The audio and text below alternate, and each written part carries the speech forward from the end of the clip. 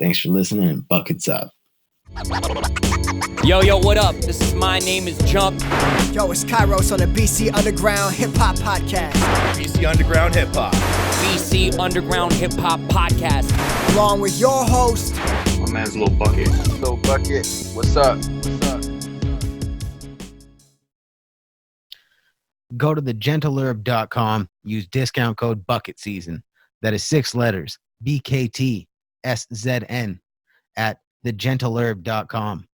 Discount code BUCKETSEASON. Cool. Yo, what's up, everybody? It's your boy Lil Bukkit, and I'm back with the BC Underground Hip Hop Podcast. I want to give a big shout out to our guest, Dtour. Let everybody know where to get at you on your socials. Find all your music. Yeah, man. Instagram, Dtour Music, DTOUR, and then music. YouTube, you can find me at Dtour, again with no E. If you type in Bombay, there's like a few just random Dtour shit. Like you could find your way through by searching Dtour Bombay. You can find me on SoundCloud as Dtour and Spotify as well. That's what's up on YouTube. Yeah, I'm on everything. That's great. Now, my first question I like to ask all my guests: how did you get into hip hop, and how did you start writing?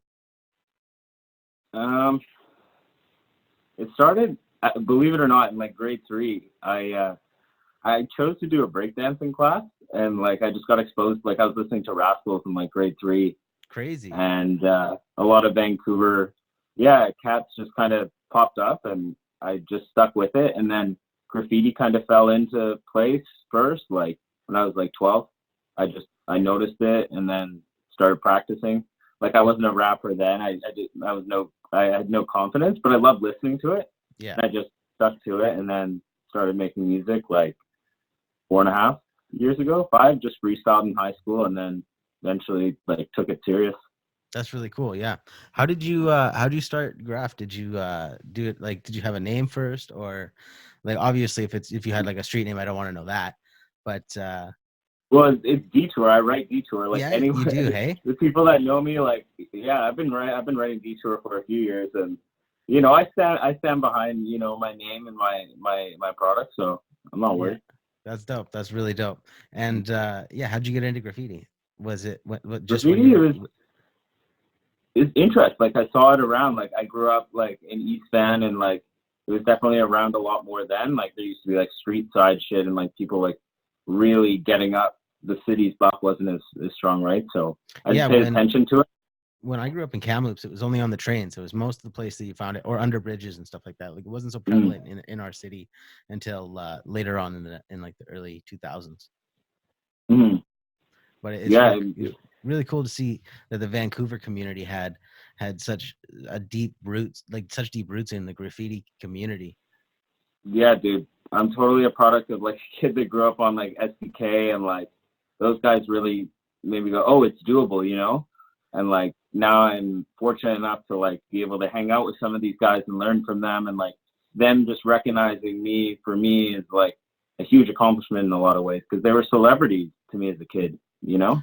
Definitely. Like, yeah, that's something I never really understood or got into as a kid, because like I'm left-handed, and I've heard a lot of things about left-handed people being really artistic, but man, when it comes to writing with my left hand, I'm autistic. Like I just can't make anything look proper. The way I think I visualize it, it just doesn't come out. And not easy. Yeah, it's definitely not easy, man. It's so crazy. It's crazy. I've always really admired artists and really thought it was just something cool. But my buddy that I used to rap with in Kamloops, Cody, he used to tag. He does now as the quote, but before it was what the fuck was it again? I forget his tag now, but he used to be big in the Kamloops community, and like I always remember hearing stories about that when he was coming up, of just receiving the recognition of guys from, you know, across Canada who have seen his work just from, because he'll tag up like a train or something, and it goes across, and you know, a lot of people do see that stuff. Yeah, dude, it's like it gave me a platform to like, people kind of like knew what I was about, you know, before I started rapping. Yeah, community, right?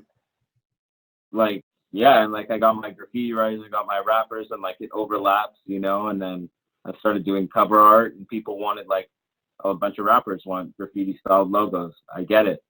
Totally. So Yeah, that turned into something. do you still do cover arts and stuff for people, or is it just mostly like nonstop, dude? It just rose. Like I went to school for it. I have a certificate in graphic design, which was great. It's a great start. And then I also sell graffiti canvases. You can see them in the background. There's one from Cody, one from Monk, Cody the Catch. from SDK, yeah, or Chug, or whatever you want to call him. No face. Yeah.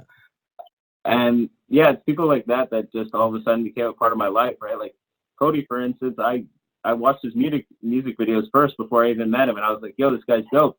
Yeah. And then we met, and it was like, then we just started kicking it. Crazy how that shit works. Yeah, no, Cody's definitely a dope dude. Right? And you gotta pay your dues, like with anything, right? So I feel like it just kind of, it taught me the ropes for a lot of this. And I just, I started like everyone else. Like my first pieces when I was a kid were terrible. I had no idea what I was doing. I'm sure you've definitely come into your own in the art aspect. Now, when it comes to making music, where like who do you work with for producers, and like where do you get your beats from? Are you a YouTube beat finder, or I was like a lease user, or? For me, I wanted to do it properly. Like I really wanted to get my sound right. So I was doing mixtapes. I did like 3, put out 3, and then deleted 2, stuck with 1. It was like free beats online, and then got a couple from like Bukkit Beats. Like he was one of the first guy I linked with. Like for a lot of people, shout outs to TPL and them, great group of guys. And like Honey Beats, like I've got one from him that's coming out this year. What the Heck Ports? You've heard of him? WTH Ports. He's super sick. Yeah, I'll have to check that out. And then like Bombay, my most recent drop. Been wondering who produced that. TBM or Tejbar Music. He's a Bollywood producer. Okay. So the song, I talked about. I was like, I was talking about how I painted his studio, which I did. He needed a graffiti artist, and someone linked me. I think it was DJ 151. Shout out to DJ 151. And so I painted that shit, and then he's like, yo, can I make you a beat? And I'm like, for sure. And in like 5 minutes, he just had this crazy Bollywood sample, and that's dope. It turned into that. Yeah, and I was like, fuck. And then I sat on the beat for a while.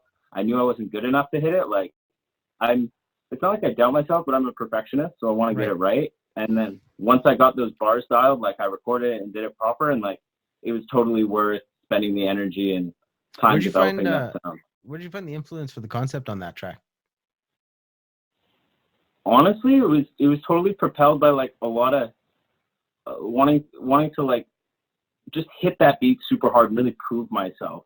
It was like harnessing an energy inside of me that I didn't quite know was there before, and like pushing myself. I think that was the point of it. And that's the fastest I've ever rapped. Like, yeah, no, I noticed that you double timed a bit in the start of your first verse, right? Mm-hmm. Yeah. It was crazy. And then it kind of came to, like, I had a bar written at one point, and it developed into not looking for a trophy, but about to cause a riot. And then all of a sudden it was like, I was like, yeah, like that's some energy. And I don't know, it just kind of felt like that beat captured it. And then I was like, yo, what if I do a video later and get footage of the riots in it? Like this could all turn into a cool thing off of like a couple bars. And then it became a concept, and I made the cover art myself, and it just like. How did you come up with the title? Was it because of the Bollywood sample? Honestly, yeah, he just called the beat Bombay, and I was like, Bombay. You know what's really funny, man? You know Julius?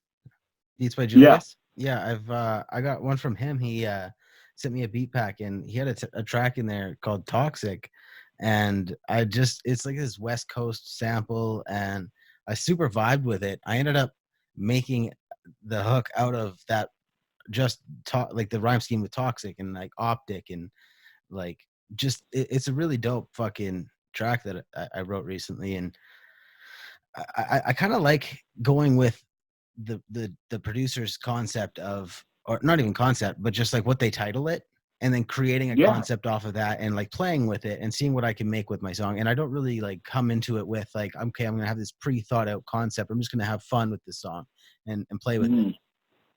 It varies for me. Sometimes I really know, sometimes not. Now it's really starting to develop. Like I'm able to as my writing progresses here, it just like the titles, and I do the cover art in advance for myself to like capture colors and like moods and shit, and then That's kind of smart. shape it around that. But everyone's different, I guess, you know? Yeah. What would you say if you had one song that you wanted everyone to hear from you that kind of encompasses your catalog? What would it be? Mhm. Bombay or? Bombay is kind of cool because it's like a hybrid of like a bunch of different songs. I would call it like kind of like everything I've done as a whole summed up. But problem is I have boom bap songs too, you know, Right. which is like a different vibe because I want to show my versatility, and I like both genres, right? I like new age shit and I like old school. I feel like I'm kind of a mix of both. So it would have to be like for all my new age stuff, I think Bombay is a combination of them. Yeah. But there's elements of boom bap in it. But then I think like my song Lone Wolf that I dropped, that was like my first real video that I put out. That just captures my boom bap vibe, and I still perform the song like 3 years later. You know, Yeah. like It's it's one of stuck your. with It's kind people. of like one of your staples. Yeah, and I feel like I'm gonna remix it anyways because my voice has changed so much since then. You know, I was still figuring things out, but I can perform it better, right? So I feel like I can just get it one take in the studio and pump out the new mastered version, right? I have a better engineer now. Like I have my own engineer. Like things are more in place. Yeah, that's definitely a great idea. Sometimes, you sit on a song and when it first, like, it's funny. I wrote a whole bunch of stuff with Heavy Set, and that's the group I did in Kamloops. And our first a couple mixtapes, they weren't great, but by the time we had done our final mixtape, all of our first stuff sounded awesome on stage. So if we had Yeah. gone in and re-recorded everything and then released it like that, it would have sounded great. Mhm. But Mhm. the initial stuff sounded really amateur because we hadn't done much stage performing together. Yeah, right? Like, or breath control. Yeah, the Like, chemistry really had to come together, and also, yeah, that breath control is big, especially doing stage shows as opposed to in the Mhm. studio, because you can kind of chop your verse up sometimes if you want to punch in, or yeah, like you don't actually have to spit the whole the hook and then spit the whole verse and then spit some ad libs for your buddy's verse, and then you're jumping around, you're doing all that crowd control, and definitely. Or let's say like the sound system at the venue you're doing, like a lot of us are, is it might not be as good as Fortune or one of those bigger clubs in and around, right? And it's like it makes a big difference. tell me a little bit Like about your experience with Melodic Mondays. well, I know Juan and Brandon that are part of Dream It Creations that run it, as well as Baby Fresh Productions, bunch of dope guys. And Dream It Creations did my Bombay video. We have always fucked with each other. I saw what they did with TPL. Like TPL and I are like, they're family They to do me. great work. And they're just really good people. Like for me, it's like chemistry, right? And like I prefer the friendship and then turn it into music. Like we still got to do shit, but we're just homies, so it's bound to happen. And yeah, I was just introduced to Dream It, and I always fucked with their really modern style, and I just figured this is the right song to do it with, and Juan really liked the song, and we just clicked from there. I actually met him at Fortune, like at some other shit. I can't remember, and I was like, "Yo, you're Juan from Dream It," and then we had crispy chicken, and we like, "Cheers, crispy chicken." I was like, "Nice to meet you. We're gonna do a video." That's awesome, The dude. fucking drumsticks. I was like, "Yeah, we're gonna do some shit." Yeah, And then it it happened. turned out great.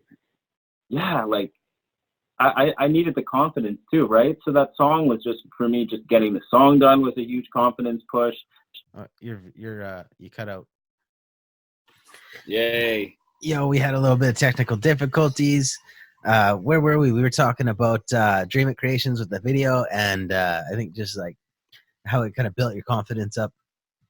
Mm-hmm. Yeah, definitely. So Dream It, just, I don't know, they're really easy to work with. And for me, like, I don't like to work with someone that's too controlling or wants it to be completely their vision. Like, I don't know, I just have a huge say in, like, whether it's my recording or all my social media shit, like all my cover art, I have a huge say in it. And yeah, we just worked really well together. we hit it off. They liked the concept. They liked the song. They were really stoked on the song, and that just makes it work so much more. You know, when Yeah, that when really people are helps. stoked on you, you know, it goes such a long way.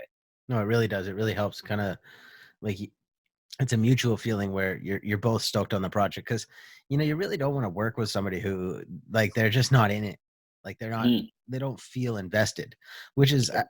kind of a reason why a lot of people charge is like some people say like high rates, but it's not necessarily high. It's that they're trying to be invested in the project, and Mhm. if they're going to put a monetary value on a project, they're going to be a lot more invested than if it's just something that they might not necessarily vibe with, right? Yeah. But then you find those projects where both sides are just like 100% down for the the image, or not the image, the vision. Mhm. I really see that with like, the baby and real goats, like that Oh sort of yeah. chemistry right now. Oh Like they're yeah. doing so much. No, the baby's killing it right now. I remember Teo Laza, he showed me the baby around the same time that he showed me Lil Baby and Gunna. And Mhm. I thought those guys were just killing it, and they are. And Mhm. the Shout outs to baby's Tier Laza. yeah, the baby success has been unbelievable. Yes, huge shout outs to Teo Laza though. But the baby has just been blowing up, Mhm. killing it. I noticed him on features everywhere. He's got his own singles just killing it. He's got these music videos. I think he was even on some like, what's it called? Some talk show with these Mhm. chicks talking about how he was like molested as a kid, like Really? crazy shit, dude. And he opened up. He's like, yeah, no, some like 18-year-old chick was like vibing with these other like 18-year-old dudes, and they had me join in. And then he's like realized later on, he's like, I should not have been there doing that. And he's like, I was a fucking child. Like that's Damn. yeah, it's rough. That's heavy. It's super super heavy, and he He's just definitely kind of been through shit. He's yeah. told crazy stories, right? He's Like, from did Charlotte, you hear about the home intruders? He fought off like 8 home intruders. dude. He killed somebody in, I think, a Walmart. Yeah, in a Walmart, self defense, totally had the right to. Yeah, I He's mean, dealing with more shit now too, eh? oh really? Like A what? hotel worker, this just happened, like, was recording him without his permission, or tried to, with him and Yeah. his daughter, and he's like, no, you can't do that.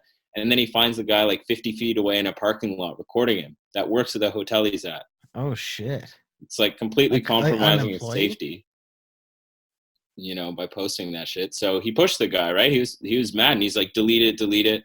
Yeah, yeah, of And course. now TMZ's making him look like an egocentric, maniac. I mean, When he's got every right to. He knows his rights. he's He's telling the popping, guy, yeah, and right? he's Like, telling the guy, you can't be just fucking with me because you're not paparazzi, buds. And you know mhm, what happens to paparazzi? They get popped all the time. You always hear about paparazzi overstepping their boundaries. it's fucked And up. being an employee somewhere, you might think, oh, this is my ticket to the big leagues. I'm going to make some money with this photo. I'm going to call TMZ or send this video, but like really, it's not worth it, man. No, you gotta be Because careful with that shit, man. It could bite you in the ass. yeah, it really can come back to bite you in the ass, and it might ruin that star's life because they could just you Mm. might be the person they fly off the edge at. I mean, you saw what happened to Britney Spears. Yeah, it's You know, fucked. Or a it lot of rappers, right? Like, yeah, yeah, you know, definitely. There's been a lot of rappers that have had the fame get to them, and it just it's too much. I feel like Earl Sweatshirt like dealt with a lot. Oh yeah, dude. He's coming back now, but like, fuck. But he also came in with like a really how do you say, like Odd Future was kind of a fucked up group, man. Hmm. Like they messed up a lot of their careers. I think Tyler is the only one who really secured the Hmm. bag out of that squad. No, yeah, he's crazy successful now. Like the success that he has kind of trumped everyone else. But not to say that they aren't successful. It's Hmm. just you know nobody really got up to that level with him. Like the rest of the squad just wasn't there. Yeah, I agree.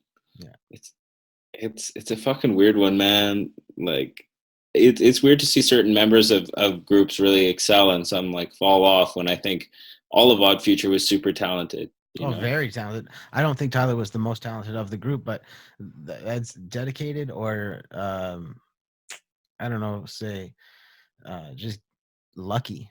I think he put himself in a lot of positions too. Like he really pushed the clothing and like maybe he was pushing to get in the spotlight more, right? And then he was Yeah, putting out more music when they weren't.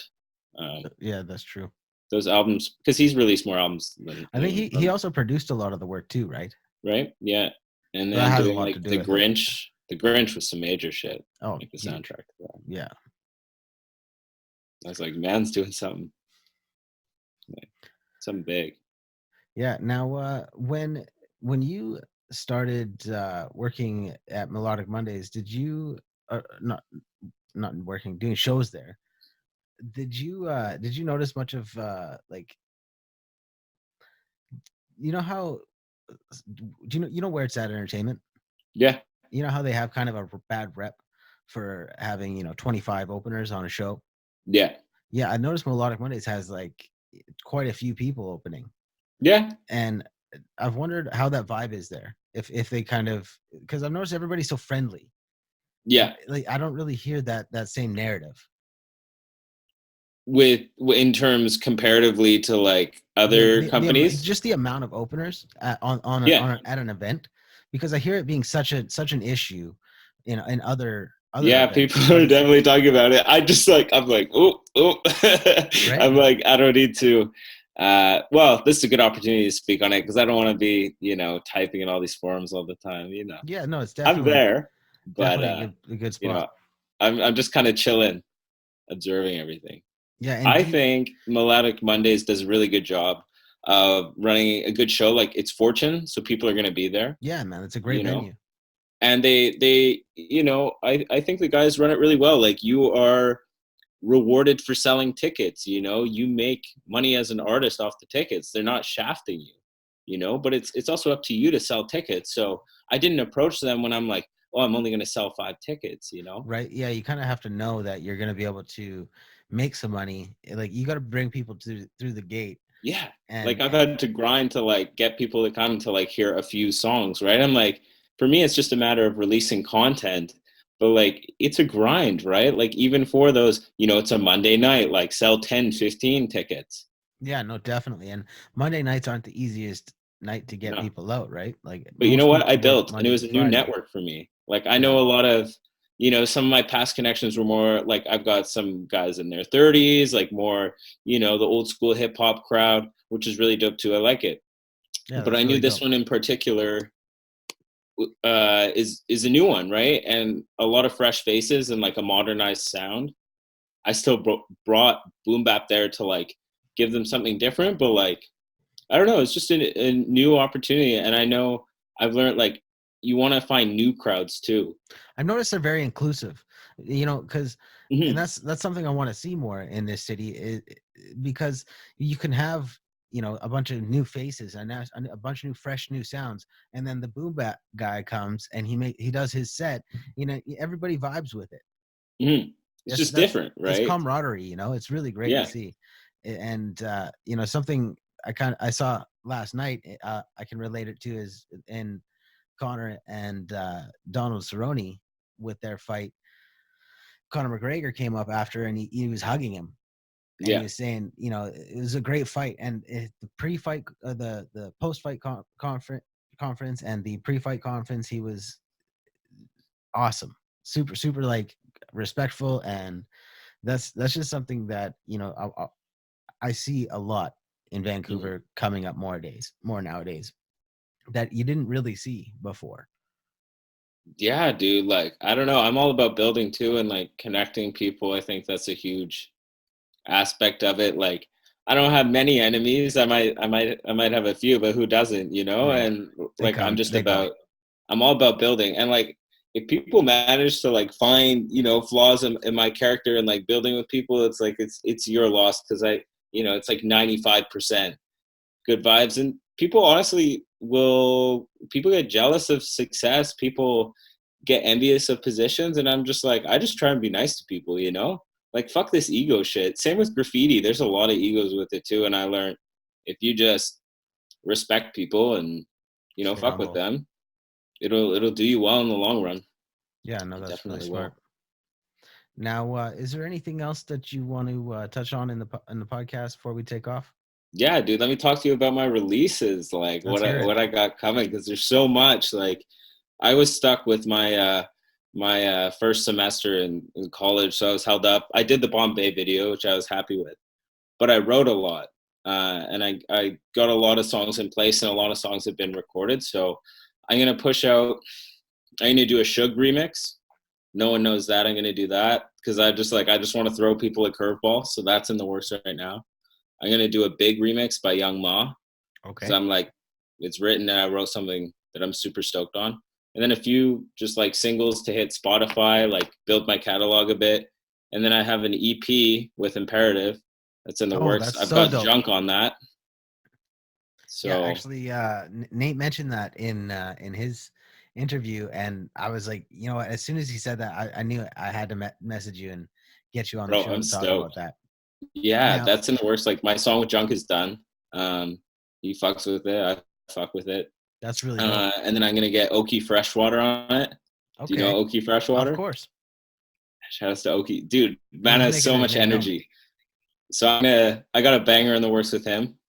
We're getting That's on dope. that. And the rest will probably be solo. Actually, no, I also got my homie Truth, who no one here really knows.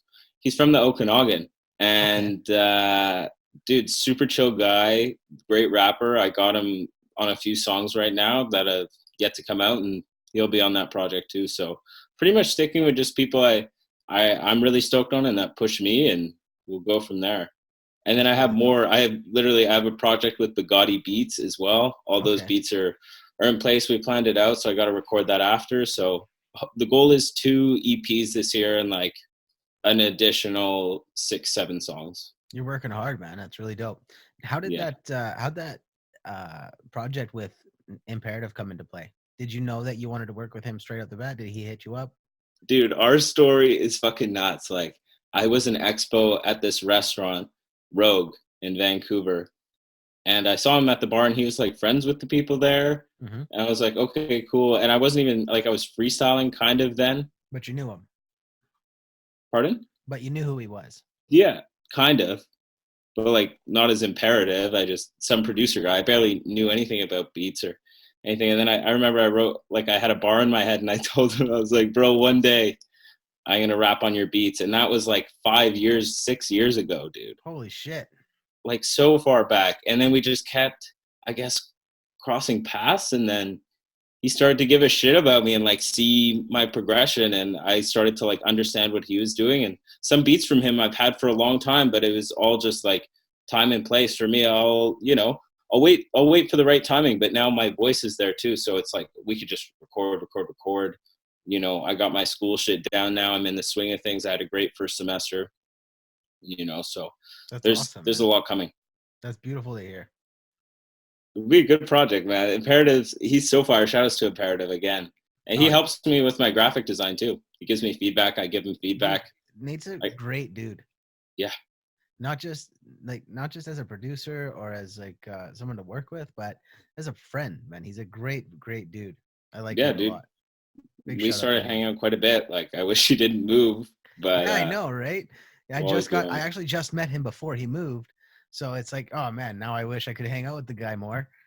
Yeah. No, he's a super good guy. And chemistry is everything, man. Like, Yeah, no, it really is. if the vibe's not there, like, I don't know, it's hard for me to really follow through and like make something happen with anyone, really. Yeah, no, if I don't have chemistry with someone, I don't want to work with them. It's as simple as that.